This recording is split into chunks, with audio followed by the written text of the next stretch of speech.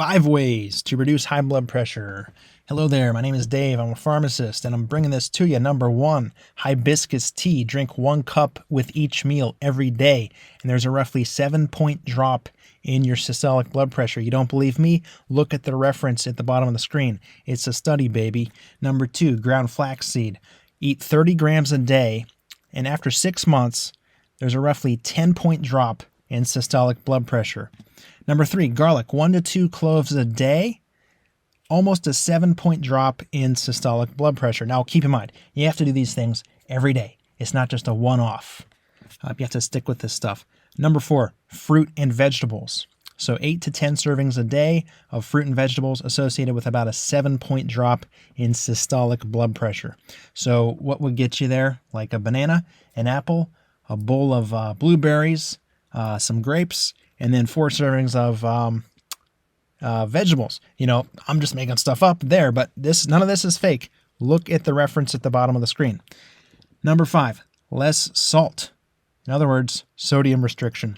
If you reduce your salt intake by 6 grams a day, which is withholding roughly 1 teaspoon of salt every day, you can expect to see about a 10-point drop in systolic blood pressure over time. So high blood pressure, why do we care?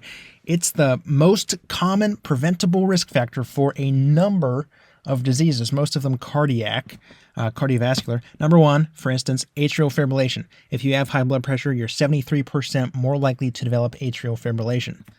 Heart failure. High blood pressure is responsible for 39% of heart failure events in men and 59% in women. Stroke.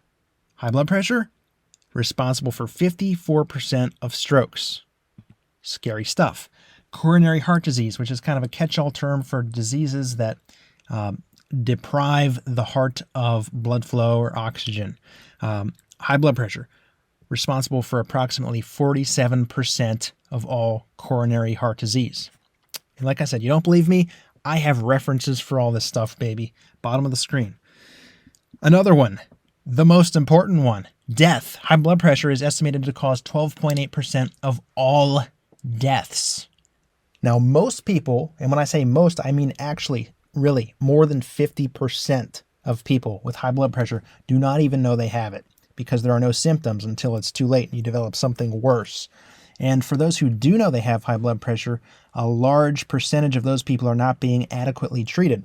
So this is crazy. All you have to do is buy a blood pressure monitor. They're like $35, and there are cheaper ones, but I did a video on this about 3 videos ago on this channel, pointing to the different facts as to why you need to get a good one. And this is about the threshold, the minimum threshold for a good blood pressure monitor, $35. And I put a link to one that I recommend in the description below. And if you want, I recommend also checking out the video that I did a few videos ago on this channel. And hey, that's it. Just take control, monitor it yourself. And that's all for today. Thanks for tuning in. See you next time.